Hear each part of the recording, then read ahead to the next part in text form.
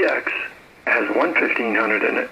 Has the same amount of power, and the high tap is 4,000. But it'll be 142 feet on each leg. Hey, Richie. Hey, how you doing? Well, what's 140 something feet on each leg? Yeah, that's weird, man. You want a full wave here on this band? Oh, we were talking about the amplifier, 4,000 volts, high tap in 2600, and the low tap with the big L for the 77. You seen him, the black face? Yep, 77, man. I think it's got more than 4K. No, it's 4,000 on high power to voltage, and 2600 on the CW low tap. Yeah, that goes to half, yeah. But, hey, matter of fact, Rich, do you remember, did you get paper, like you said you got the same antenna that YTO has that you offered me last night? What is the length on that 80 meter and what is it on the 40 meter? Do you know? Do they actually tell you? That's the point, but I'm just curious on the length on the 40 and the length on the 80. No, I don't have his antenna. He's got balance. Well, he has no balance. I have balance. Okay. That answers the question. Okay. Forget about it. I got 4-to-1, two of them. Yeah. 4-to-1 on the 80 and 4-to-1 on the 40. And I told the soldiers are like 5 feet, one from one another. One's a little short, which is the 40, of course. And one's a little longer there for 80. And there you go. And I just switch it on over, 2 separate coaxes to the switch box. All is good. Hey, Roger. Well, it's working good. How's my signal look down there tonight, Rich? All right. Let me take a look. I turned on the normal for the radio here, the receiver. Go ahead. RQW. And hello, good evening to you from your pal Sal. W4SAL, Inverness, Florida. Okay, you're in the middle of the 2 and the 0 right now. You're on the line. Okie doke. All right, well, I guess that's good. Yep, and you go 5 over. The most I ever seen you was 30. Not yet. Okay. Well, it's probably, I don't know if the band is permitting right now. It might be a little early. Maybe not. Mark said earlier, I don't know, almost an hour ago, he said I was up to 30 over his place. But he's about 30 miles south of me. Okay, what about it? No, I don't know. I don't think it was long-lasting. Fred's in here, too, and Mark is in here. Probably others listening. Fred's got a good signal, man. He got that antenna working pretty good. He was giving Mark a 30 over, too. Earlier, a couple hours ago, and I was talking to Mike, and I don't even think he knew that I was running barefoot, because he's just talking away with me. He didn't say nothing to me, because we were holding the conversation. You know, that was cool. And then finally I said something, and he's like, doesn't mean say nothing barefoot. And he's like, all right. And so he goes, hey, coming in through for a hard watch. I missed, who were you talking to? Mike on 205. Oh, okay. He had his switch off, too. He was running barefoot. It was way earlier. Hey, Rich, I hollered at you on the 17th day. You couldn't hear me. Oh, wait a minute. Yes, I did hear you.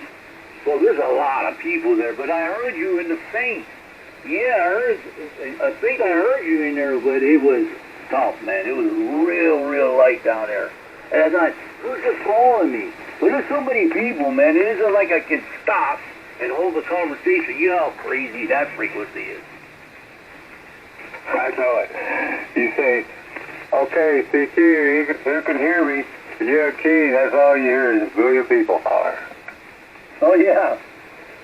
I say my call, who can hear me? Oh, and I say T. Largo, the island chain down here in the Florida Keys, and then I own Keys, and he'll tell you, you're my witness. It's like the whole world comes back.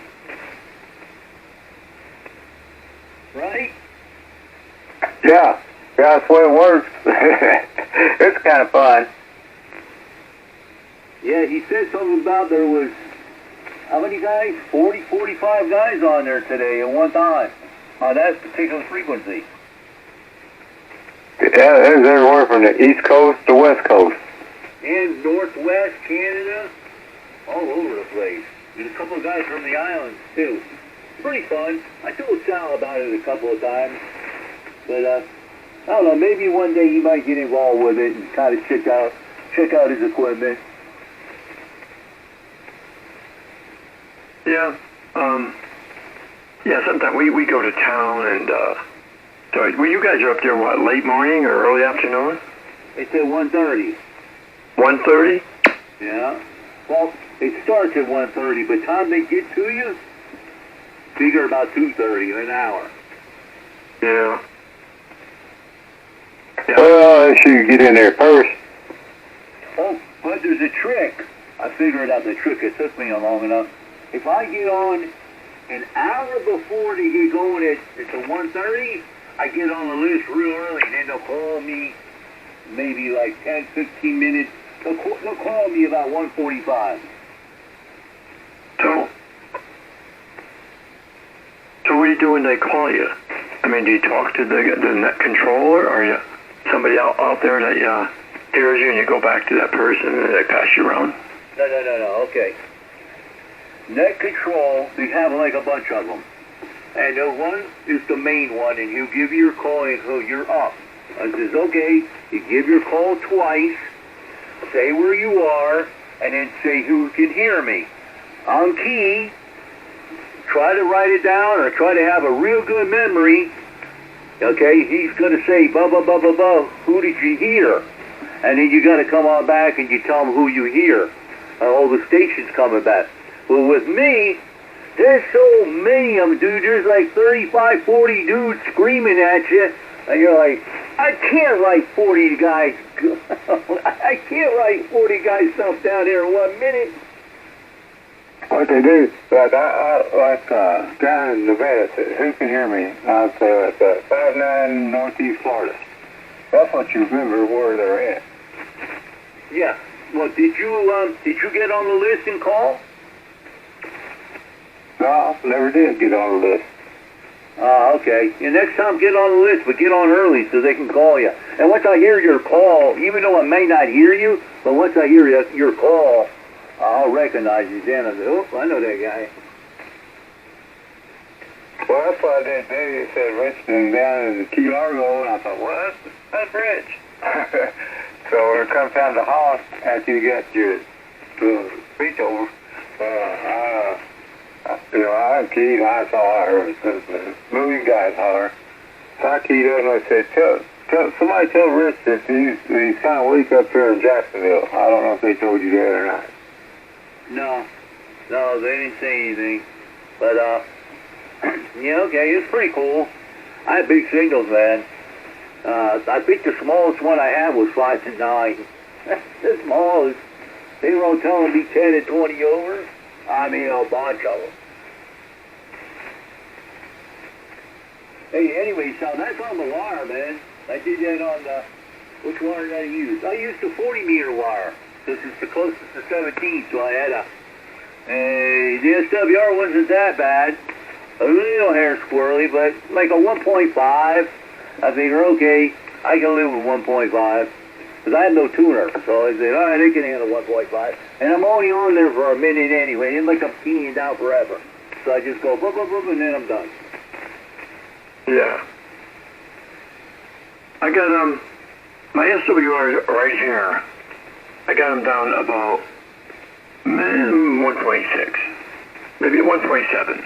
Without exactly, yeah, 1.7 right here, and that's my dip. But it's right here on around right here, 15 to 20. But I could go up if I tune the antenna, which I'm tuned now. I could go up at being tuned about 50 kc up to get it up to, without a tuner, get it up to about a 3, well, almost a 3. But with the tuner, it goes up to, because I can flatline it with the tuner and go, I said it wrong. I can flatline it with the tuner right here. I got about a 1.7 without a tuner. If I flat, in other words, if I tune it in its flat line here, I could go up almost 50.